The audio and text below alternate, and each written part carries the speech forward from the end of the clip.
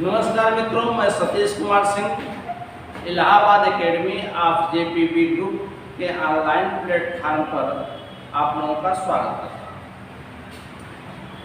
आज हम लोग पढ़ेंगे कर्नाटक, जो कि बहुत ही दमदार टॉपिक है और इसको पढ़ने में आपको बहुत आनंद आएगा। और इसको पढ़ते समय आप देखेंगे कि हम कैसे छोटे छोटे उदाहरणों के द्वारा इस चीज को समझने का प्रयास करेंगे। यहाँ टॉपिक हमने बताया अंग्रेज फ्रांसीसी संघर्ष, जिसे कर्नाटक युद्ध के नाम से भी जाना जाता है।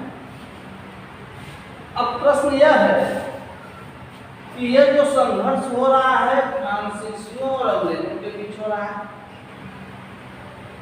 और नाम दिया जा रहा है कर्नाटक युद्ध का, तो ऐसा क्यों? ऐसा इसलिए कि इनकी प्रतिस्पर्धा का भारत में जो केंद्र बनेगा प्रारंभ में, वह कहाँ होगा? कर्नाटक क्षेत्र। और इनके बीच जो तीन मुख्य युद्ध हुए वह कर्नाटक क्षेत्र में लड़े गए, इसलिए इसे कर्नाटक युद्ध के नाम से जाना जाता है। यहां देखेंगे कि किसी भी युद्ध के दो तरह के कारण होते हैं, एक तो मुख्य कारण, दूसरा तात्कालिक कारण। मुख्य कारण को आप ऐसे समझ सकते हैं जैसे ए और बी दो परिवार हैं और इनके बीच किसी जमीन को लेकर पुराना विवाद चल रहा है। तो यह विवाद क्या हो गया? इन परिवारों के बीच झगड़े का एक मुख्य कारण हो गया, जो पहले से चला रहा है, जिसकी वजह से दोनों परिवारों के मन में एक दूसरे के प्रति खटास है, द्वेष की भावना है। लेकिन इसी बीच मान लीजिए कि ए परिवार का बच्चा है सी और बी परिवार का बच्चा है डी, और इन दोनों बच्चों के बीच झगड़ा हो गया, लड़ाई हो गई, और इन दो बच्चों के बीच हुई लड़ाई जो है इन दो परिवारों के बीच संघर्ष में बदल गई, दो परिवारों की लड़ाई के रूप में परिवर्तित हो। तो यहाँ इन दो बच्चों के बीच जो विवाद हुआ वह इन दो परिवारों के बीच संघर्ष का क्या बना? तात्कालिक कारण बना। उसी तरह किसी भी युद्ध के आप देखेंगे दो तरह के कारण होते हैं, एक मुख्य कारण और एक तात्कालिक कारण।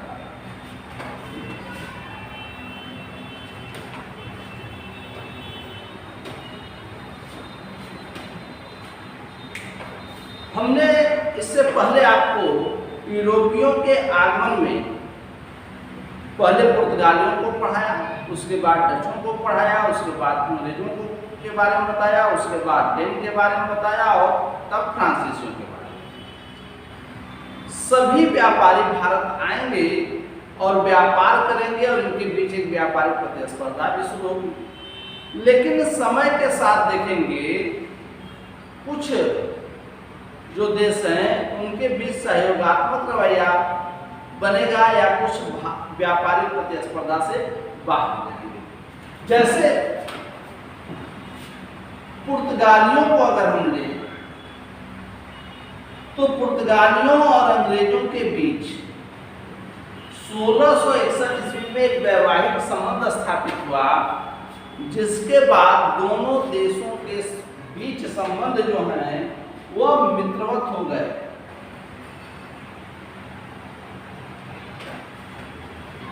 इसके बाद हमने बताया था डच।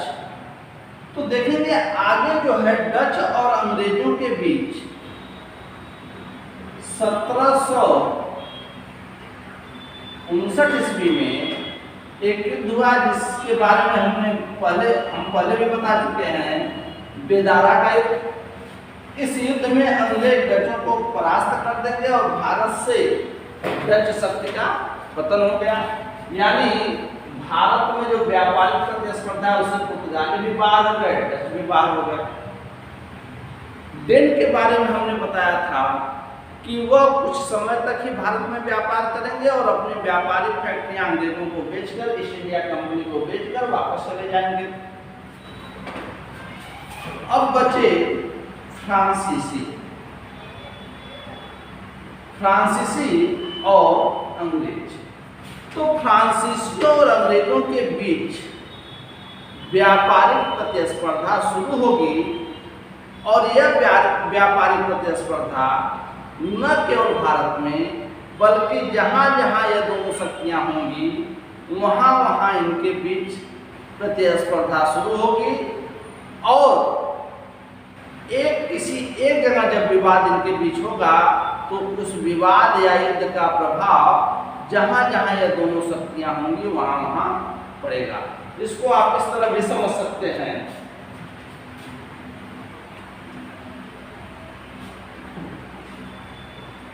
कि जैसे अ और ब दो परिवार हैं जो प्रयागराज में पड़ोसी। इस परिवार के कुछ सदस्य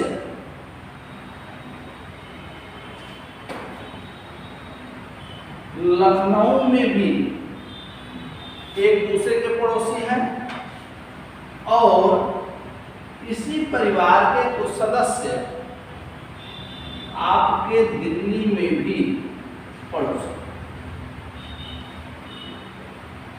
मान लीजिए किसी कारण प्रयागराज में अ और ब के बीच विवाद हुआ, इनके बीच लड़ाई हुई, तो स्वाभाविक है कि इसका प्रभाव यहां भी पड़ेगा और यहां भी पड़ेगा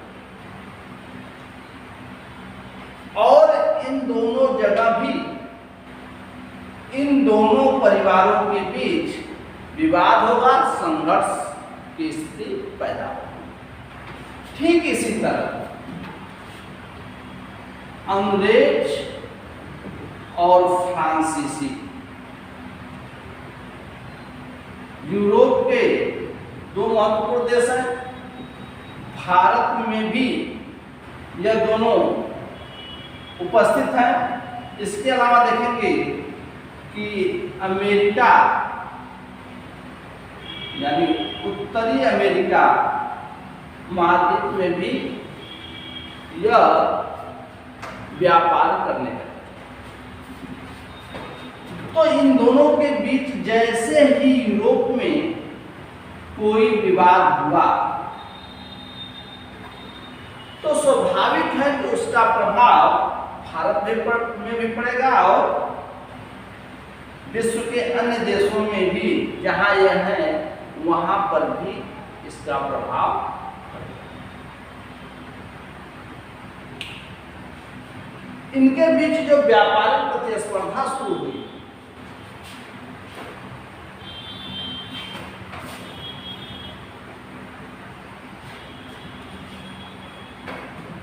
इनके बीच जो व्यापारिक प्रतिस्पर्धा शुरू हुई उसके कारण भारत में 3 युद्ध इनके बीच होंगे और चूंकि यह तीनों युद्ध कर्नाटक क्षेत्र में लड़े गए इसलिए इन्हें प्रथम कर्नाटक युद्ध, द्वितीय कर्नाटक युद्ध और तृतीय कर्नाटक युद्ध के नाम से जाना जाता है। प्रथम कर्नाटक युद्ध 1746 से 48 ईस्वी तक हुआ। द्वितीय कर्नाटक युद्ध 1749 से 54 ईस्वी तक हुआ। तृतीय कर्नाटक युद्ध 1757 से 63 ईस्वी। यहाँ आप देखेंगे कि प्रथम कर्नाटक युद्ध और तृतीय कर्नाटक युद्ध की भूमिका जो बननी शुरू होगी वह कहाँ बननी शुरू होगी? यूरोपीय महाद्वीप में इन दोनों शक्तियों के बीच जो संघर्ष प्रारंभ होगा, जो विवाद प्रारंभ होगा, उसका प्रभाव भारत पर भी पड़ेगा, जिसके कारण यह दोनों युद्ध भारत में इनके बीच हुए। जहां तक दूसरे कर्नाटक युद्ध की बात है तो दूसरा कर्नाटक युद्ध की भूमिका या दूसरे कर्नाटक युद्ध की भूमिका या इस युद्ध का कारण भारत में नहीं, यानी दक्षिण भारत के दो राज्यों के बीच जो उत्तराधिकार का संघर्ष होगा वह विवाद किसमें बदल जाएगा? अंग्रेज फ्रांसीसी संघर्ष। अब हम एक एक करके तीनों युद्धों के बारे में पढ़ेंगे।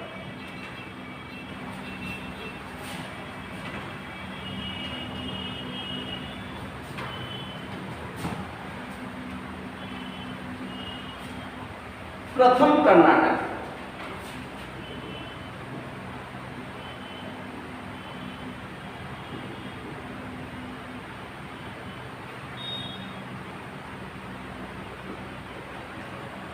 हमने अभी आपको बताया कि कुछ किसी युद्ध के कुछ मुख्य कारण होते हैं, कुछ तात्कालिक कारण होते हैं। यहां देखेंगे कि प्रथम कर्नाटक युद्ध यूरोप में एक देश है जिसका नाम है ऑस्ट्रिया। वहां 1740 में उत्तराधिकार का संघर्ष प्रारंभ हुआ और उस उत्तराधिकार के संघर्ष में अंग्रेजों तथा फ्रांसीसियों ने हस्तक्षेप किया, जिसके कारण इन दोनों देशों के बीच युद्ध प्रारंभ हो गया। यानी इस युद्ध का मुख्य कारण क्या है? ऑस्ट्रिया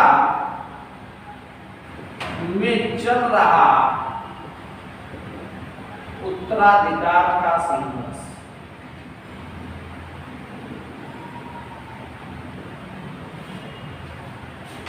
जब यूरोप में यह संघर्ष प्रारंभ हुआ तो इस समय भारत में फ्रांसीसी गवर्नर है डुप्ले। उसने यह पूरा प्रयास किया कि भारत में किसी भी परिस्थिति में अंग्रेजों से उनका संघर्ष न हो, लेकिन कहा जाता है कि ताली एक हाथ से नहीं बजती। तो जब तक दोनों पक्ष सहमत नहीं होंगे तब तक कोई समझौता नहीं चल सकता। यहां देखेंगे कि जो भूमिका तैयार हो रही थी या जो भूमिका यूरोप में तैयार हुई, उस युद्ध के कारण या उस युद्ध का प्रभाव भारत में भी पड़ेगा और 1746 ईस्वी में एक अंग्रेज सेनानायक है बर्नोटे, जिसे किसी किसी किताब में वारनेट भी लिखा हुआ है। बर्नोटे ने क्या किया कि 1746 ईस्वी में कुछ फ्रांसीसी जलपोतों पर आक्रमण करके अधिकार, और जब अंग्रेजों ने फ्रांसीसी जलपोतों पर अधिकार कर लिया तो इस समय का फ्रांसीसी गवर्नर डुप्ले भाग कर गया। किसके पास? इस समय कर्नाटक का नवाब है अनवरुद्दीन। अनवरुद्दीन के पास गया, इससे सहायता की मांग की। इसने कहा कि आप मेरी सहायता करिए और यदि हम फ्रांसीसी बस्ती मद्रास को जीतते हैं तो वह आपको देते हैं। लेकिन यहां अनवरुद्दीन ने फ्रांसीसियों का कोई भी सहयोग नहीं किया, यानी डुप्ले को अनवरुद्दीन के यहां से खाली हाथ हुआ। ऐसी परिस्थिति में डुप्ले ने मॉरिशस, जिस पर कि फ्रांसीसियों का अधिकार था, मॉरिशस के फ्रांसीसी गवर्नर बोर्डेनो से सहायता मांगी।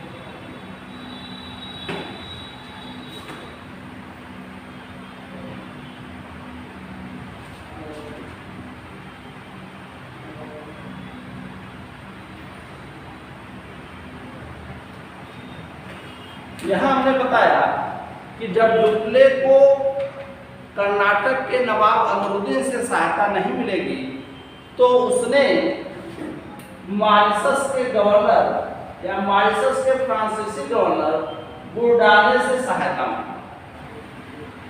तब बुरडाने अपनी सेना लेकर भारत आएगा और बुरडाने तथा डुप्ले ने मिलकर अंग्रेजी बस्ती मद्रास पर आक्रमण कर अधिकार,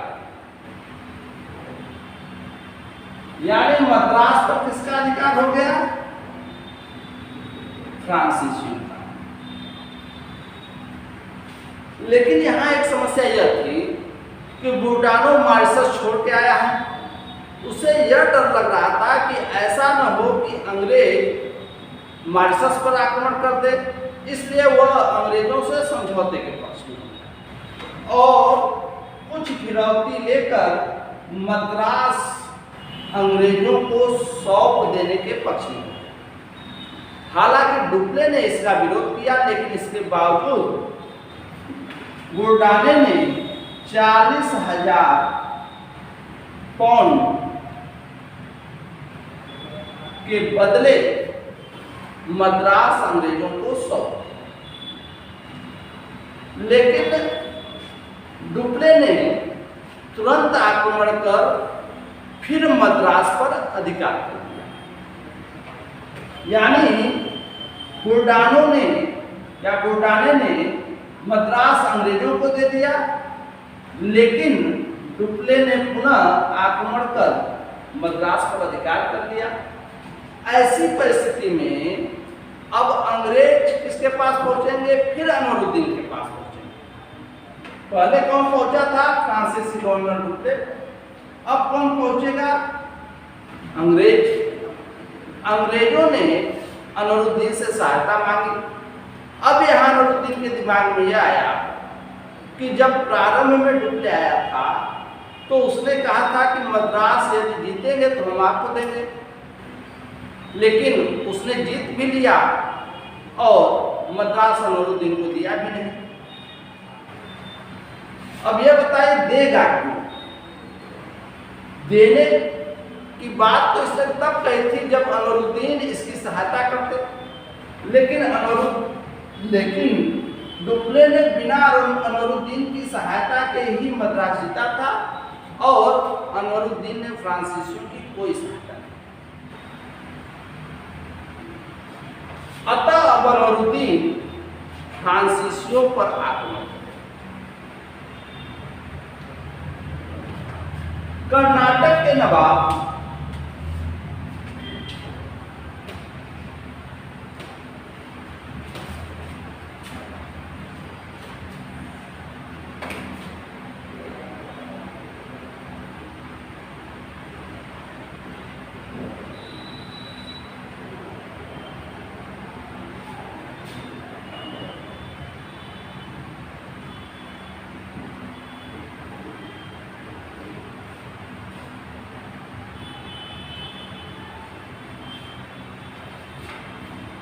अतः कर्नाटक के नवाब ने फ्रांसीसियों पर आक्रमण करने का निर्णय लिया और यहाँ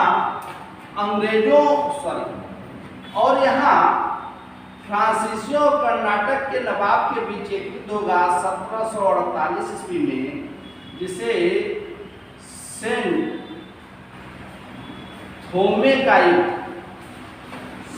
थोमे के युद्ध के नाम से जाना जाता है। यह युद्ध हुआ था अडयार नदी के तट पर। सेंट थोमे कहाँ पड़ता है? अडयार नदी के तट पर। यहाँ सेंट थोमे के युद्ध में फ्रांसीसी सेना का नेतृत्व कौन कर रहा था? पैराडाइल। और कर्नाटक की सेना का नेतृत्व कौन कर रहा था?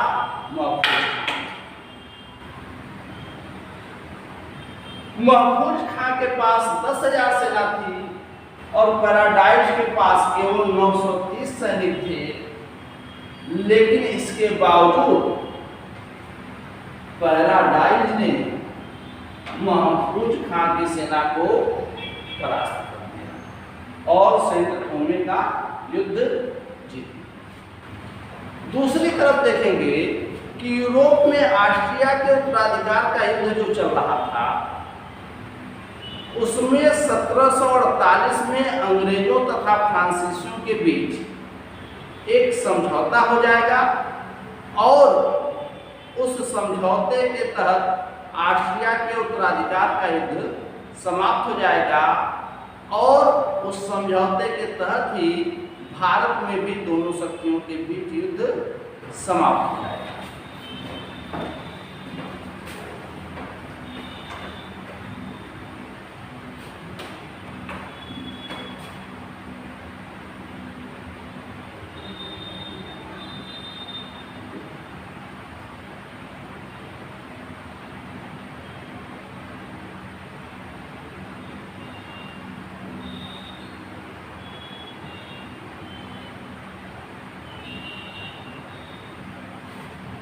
यहाँ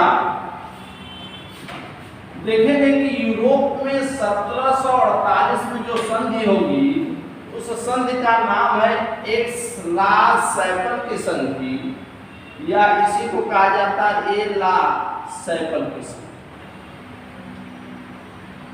इस संधि के तहत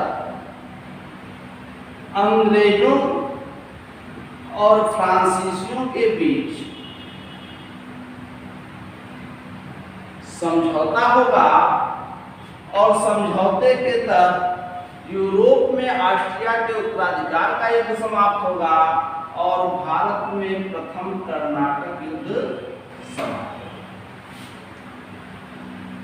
युद्ध समाप्त हुआ और इस संधि के तहत जो भारत में मद्रास है वह एक बार पुनः अंग्रेजों को प्राप्त हो जाएगा और मद्रास के बदले फ्रांसीसियों को क्या प्राप्त होगा, तो फ्रांसीसियों को प्राप्त होगा अमेरिका में एक स्थान है लुई बर्ग। यानी देखेंगे कि मद्रास अंग्रेजों को प्राप्त होगा और इसके बदले फ्रांसीसियों को अमेरिका का लुई बर्ग नामक स्थान प्राप्त होगा और इसी के साथ ये युद्ध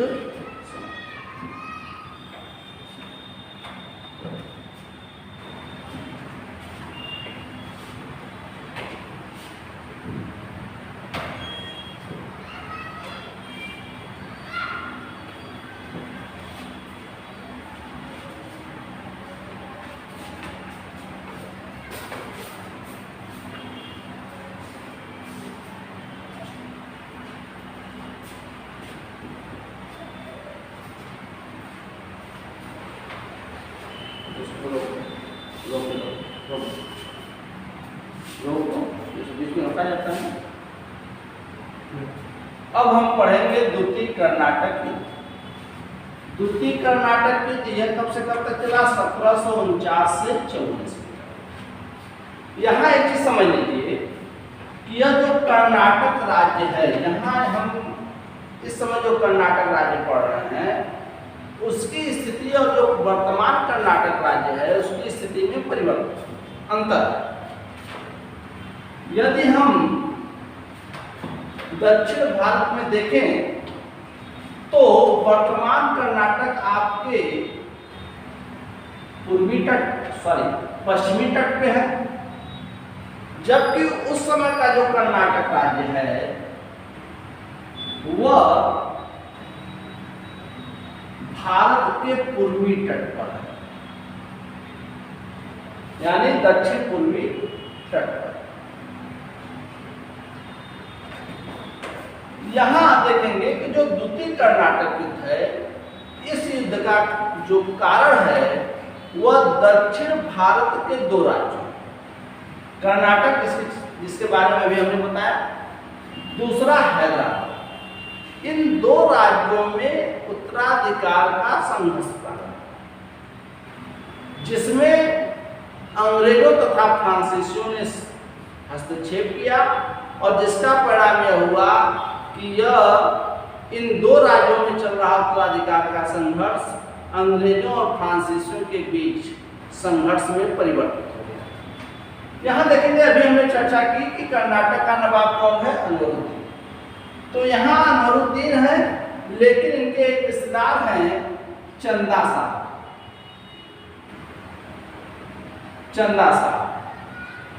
चंदा साहब ने अनवरुद्दीन की सत्ता को चुनौती दी और कहा कि अब आप बहुत दिनों तक शासन कर चुके, सत्ता छोड़िए, अब हम नवाब बने। हैदराबाद में क्या हुआ कि आसफ जाह की मृत्यु के बाद यहाँ का एक शासक था, या कह सकते हैं हैदराबाद राज्य की स्थापना जो हुई थी वह निजाम उल मुल्क आसफ जाह उर्फ चिनकिलीज खान ने। आसफ जाह की मृत्यु के बाद उसका पुत्र नासिर जंग नवाब बना, लेकिन नासिर जंग की सत्ता को चुनौती दी उसके भतीजे मुजफ्फर जंग ने।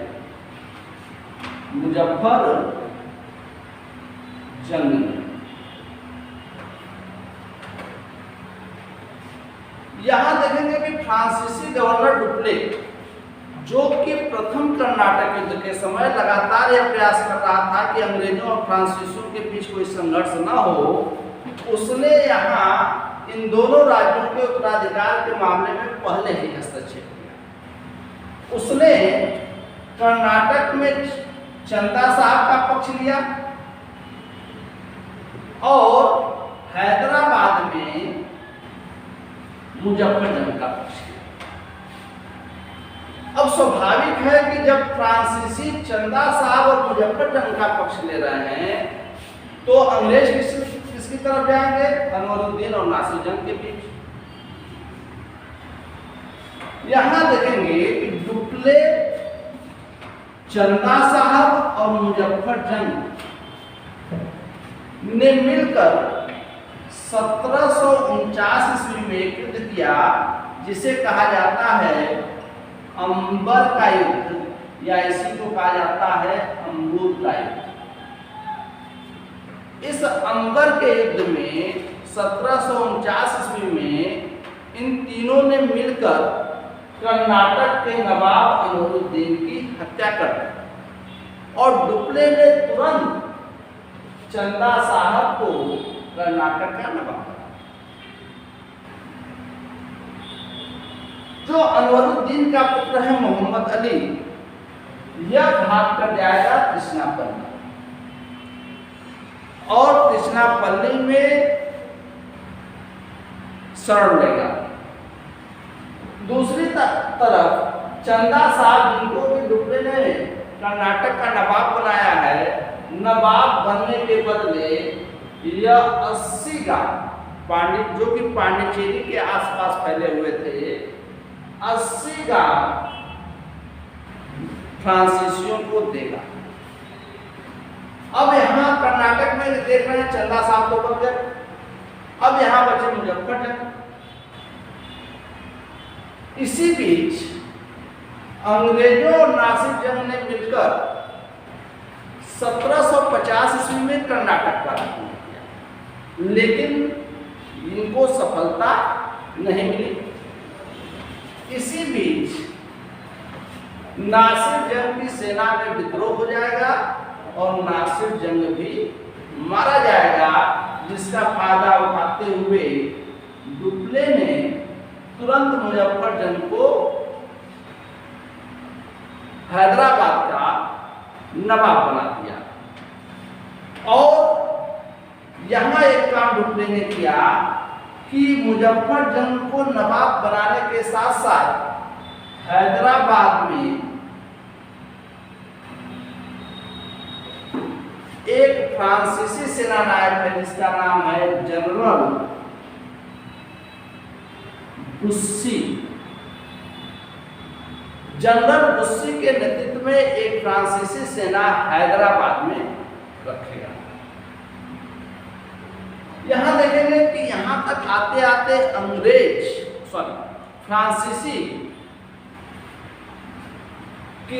फ्रांसीसी अपनी पराकाष्ठा पर होंगे, यानी इनकी शक्ति का विस्तार दोनों राज्यों में हुआ। लेकिन इसी बीच एक दुर्घटना में मुजफ्फरजंग मारा जाएगा। मुजफ्फरजंग मारा जाएगा। मुजफ्फरजंग नवाब बनने के बदले फ्रांसीसियों को 50 लाख रुपए और अलग से डुप्ले को 20 लाख रुपए देगा। लेकिन इसी बीच एक दुर्घटना में या यह कह सकते हैं कि हैदराबाद जाते समय रास्ते में ही मुजफ्फरजंग की हत्या कर दी गई।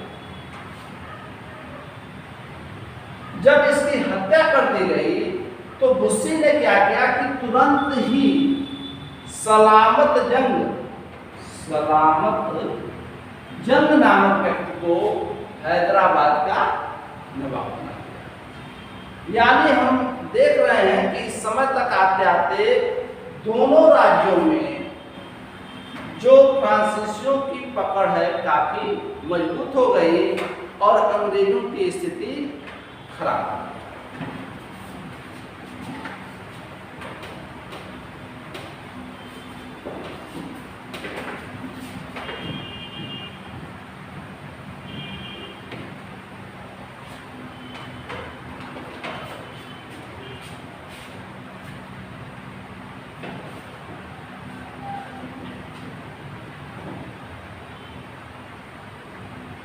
लेकिन देखेंगे कि जितनी तेजी से दोनों राज्यों में फ्रांसीसियों की पकड़ मजबूत हुई उतना ही तेजी से कर्नाटक क्षेत्र में इनकी शक्ति का पतन हुआ। यहाँ एक व्यक्ति जिसका नाम है लॉर्ड क्लाइव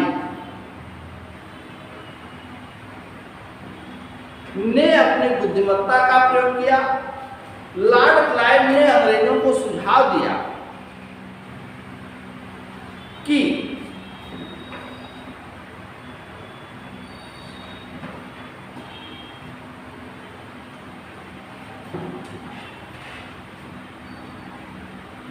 दोनों राज्यों में पकड़ मजबूत हुई, लेकिन इसके बावजूद देखेंगे कि अभी अनवरुद्दीन का पुत्र मोहम्मद अली जिंदा है। अतः फ्रांसीसी और कर्नाटक के नवीन नवाब चंदा साहब दोनों अपनी सेना लेकर कहाँ जाएंगे? मोहम्मद अली का पीछा करते हुए या मोहम्मद अली को समाप्त करने के उद्देश्य से त्रिचनापल्ली पर आक्रमण करेंगे। और लेकिन त्रिचनापल्ली का घेरा इन्होंने डाला तो जरूर, लेकिन त्रिचनापल्ली को जीत नहीं पाए, जिसका परिणाम हुआ कि कई महीने तक इनको त्रिचनापल्ली का घेरा डाले रखना पड़ा।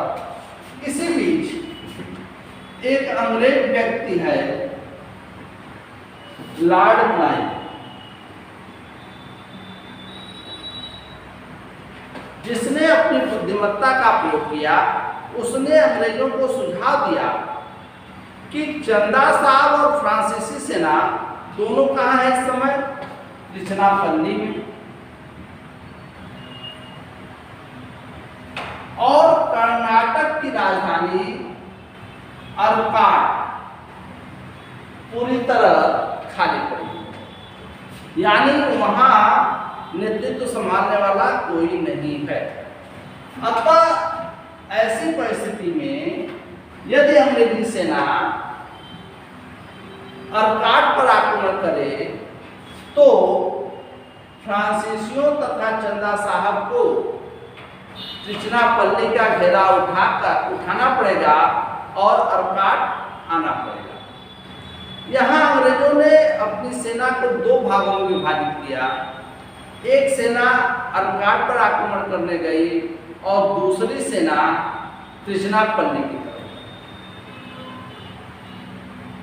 यहाँ चंदा साहब को जैसे ही यह सूचना मिलेगी कि अंग्रेज अर्काट पर आक्रमण करने जा रहे हैं, तुरंत अपनी सेना लेकर अर्काट की तरफ आएगा।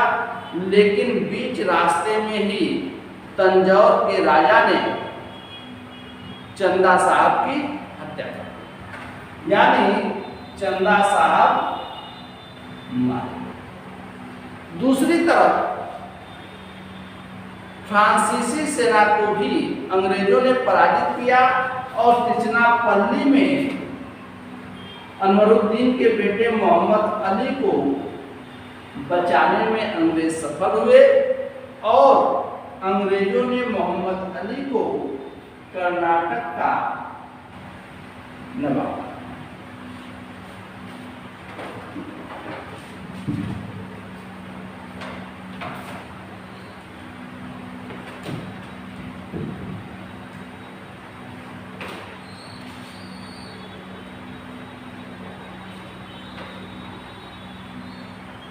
अब देखेंगे कि कर्नाटक में अंग्रेजों की स्थिति मजबूत हो गई।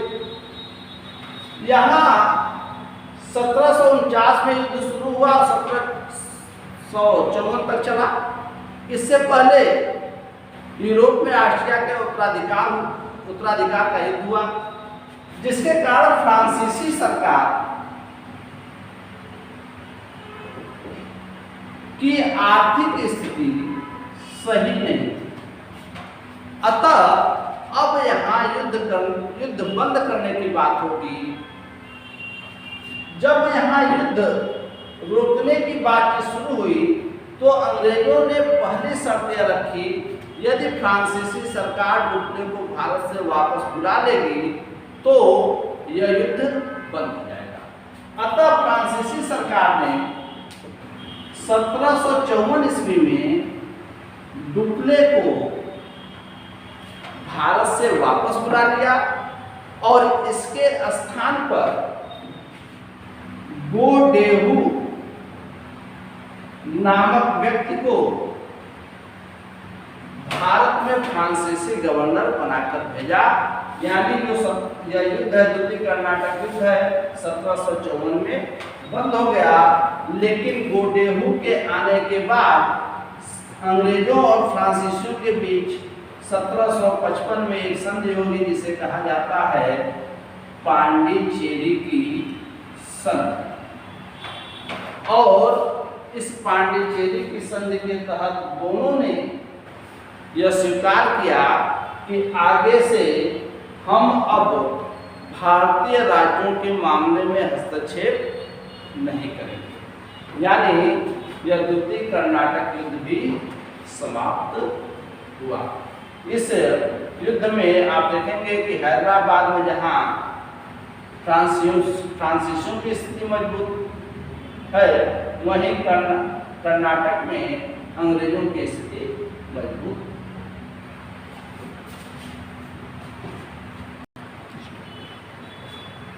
अब हम पढ़ेंगे तृतीय कर्नाटक युद्ध, जो भारत में 1757 से 63 ईस्वी तक चला। अब देखेंगे इस युद्ध की भूमिका भी कहाँ तैयार होगी, यूरोप में। हुआ यह कि यूरोप में 1756 ईस्वी में अंग्रेजों और फ्रांसीसियों के बीच एक संघर्ष प्रारंभ हुआ, जिसे सप्तवर्षीय युद्ध के नाम से जाना जाता है, क्योंकि यह युद्ध 7 वर्ष तक चला। इस सप्तवर्षीय युद्ध के कारण भारत में दोनों शक्तियां युद्ध की तैयारी करने लगेंगी और अपने अपने किलों की किलेबंदी मजबूत करना शुरू करेंगे। लेकिन फ्रांसीसी सरकार ने यहाँ एक गलती की कि इसने गोडेहू को भारत से वापस बुलाया और भारत में काउंट डी लाली को फ्रांसीसी गवर्नर बनाया। यहाँ जो लाली है वो पहुंचेगा 1758 में।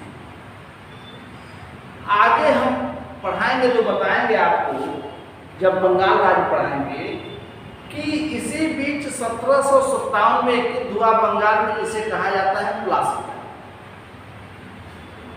1757 में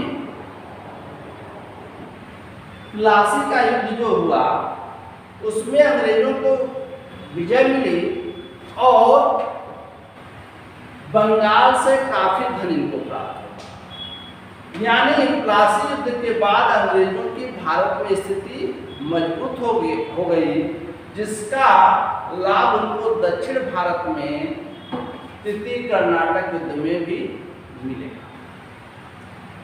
यहां देखेंगे कि यदि कोई फ्रांसीसी गवर्नर होता भारत में, यानी इन दोनों के गोडेहू के जाने और काउंट डी लाली के आने के बीच का जो समय है उसका फायदा अंग्रेजों ने उठाया और प्लासी का युद्ध जीत गया। यहाँ अगर कोई फ्रांसीसी गवर्नर भारत में होता तो अंग्रेजों के लिए प्लासी का युद्ध जीतना या बंगाल में जाकर युद्ध करना इतना आसान नहीं। काउंट डी लाली भारत आया तो जरूर, लेकिन भारत की राजनीतिक परिस्थितियों का ज्ञान इसे नहीं। अतः इसने एक बहुत बड़ी गलती की कि डुप्ले द्वारा हैदराबाद में जनरल बुस्सी के नेतृत्व में रखी गई फ्रांसीसी सेना को हैदराबाद से वापस, जिसका परिणाम यह हुआ कि हैदराबाद का नवाब भी जाकर अंग्रेजों से मिल गया, अंग्रेजों के पक्ष में चला।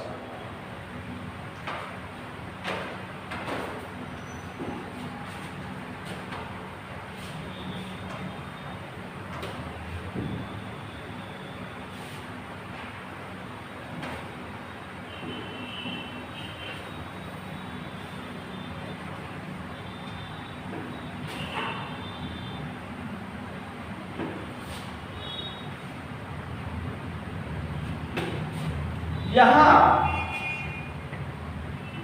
एक महत्वपूर्ण युद्ध होगा जिसे कहा जाता है वांडी वास का युद्ध, जो 1760 में। काउंट डी लाली ने बुस्सी को तो वापस बुला लिया, लेकिन उससे काउंट डी लाली की स्थिति पर कोई सकारात्मक प्रभाव नहीं पड़ा। यहाँ वांडीवास के युद्ध में, जिसमें फ्रांसीसियों का नेतृत्व काउंट डी लाली कर रहा था,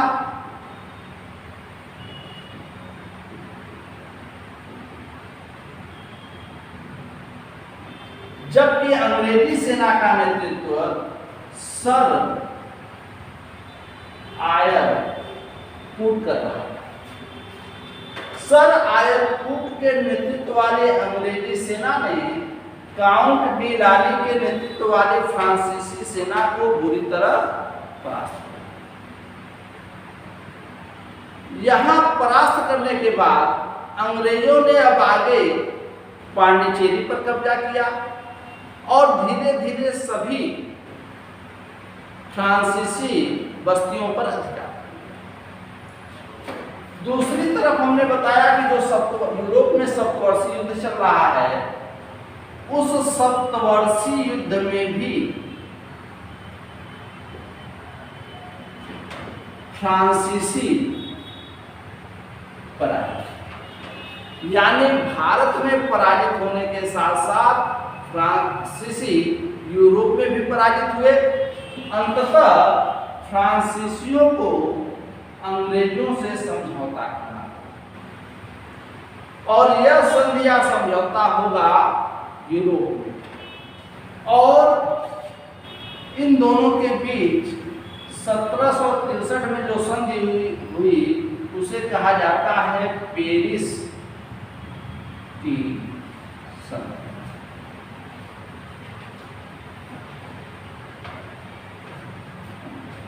पेरिस की संधि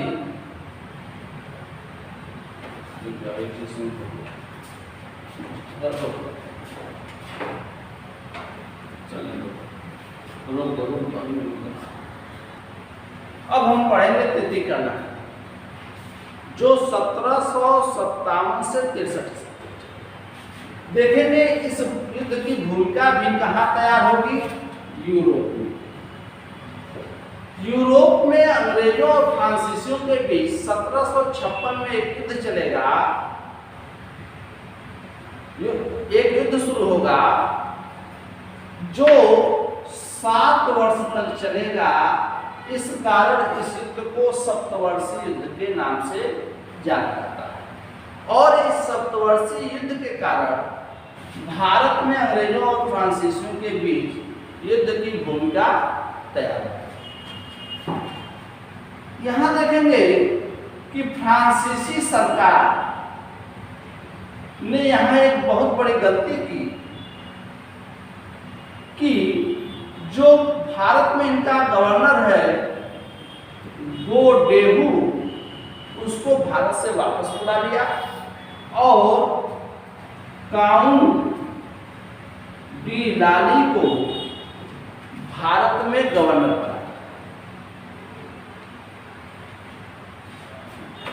इस बीच अंग्रेजों ने बंगाल में फ्रांसीसी बस्ती चंद्रनगर पर 1757 ईस्वी में आक्रमण कर दिया, जिसके कारण भारत में इन दोनों के बीच युद्ध प्रारंभ हुआ।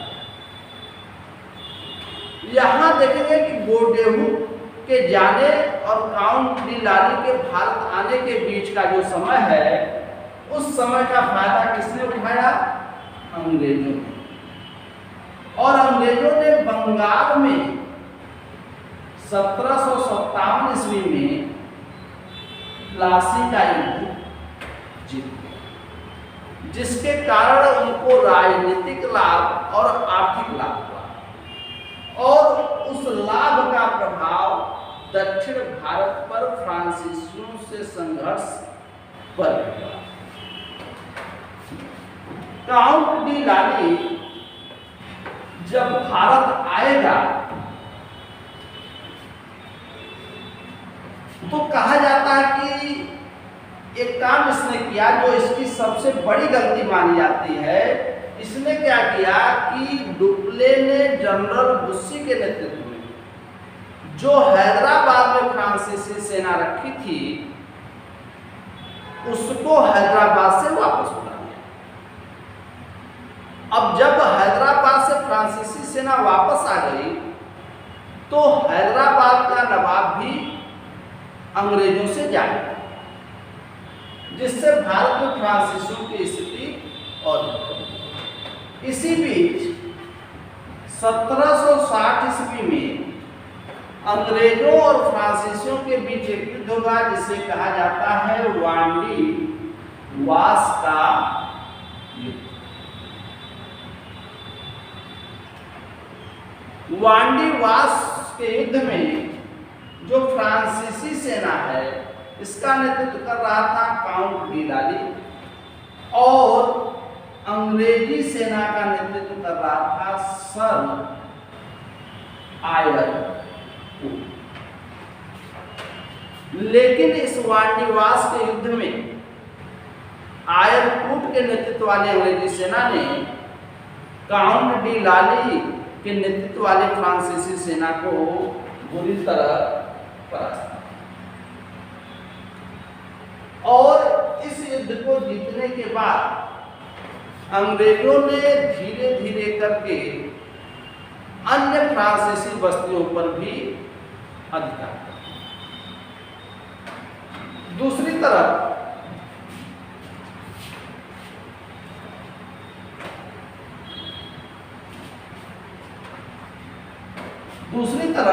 जो यूरोप में सप्तवर्षीय युद्ध चल रहा है, उसमें भी फ्रांसीसी पराजित होंगे और जब पराजित होंगे तो मजबूरी में फ्रांसीसियों को अंग्रेजों से एक समझौता करना पड़ेगा जिसे कहा जाता है पेरिस की संधि, और यह संधि हुई 1761। इस पेरिस की संधि के तहत भारत में तृतीय कर्नाटक युद्ध और यूरोप में सप्तवर्षीय युद्ध समाप्त हो जाएगा, और इस संधि के तहत भारत में एक बार पुनः फ्रांसीसियों की व्यापारिक कोठियां या व्यापारिक फैक्ट्रियां तो वापस कर दी गई, लेकिन यह प्रतिबंध लगाया गया कि भारत में अब फ्रांसीसी सेना नहीं। अर्थात हम कह सकते हैं कि यहाँ जो अंग्रेज फ्रांसीसी संघर्ष हुआ या कर्नाटक युद्ध हुआ, उसका अंतिम परिणाम यह हुआ कि भारत में फ्रांसीसियों की स्थिति या फ्रांसीसियों की शक्ति भी कमजोर पड़ गई और अंग्रेज मजबूत हुए। यानी यूरोप से जितने भी व्यापारी भारत आए थे, उनमें से अंग्रेज सबसे प्रमुख शक्ति बनकर भारत में उभरे।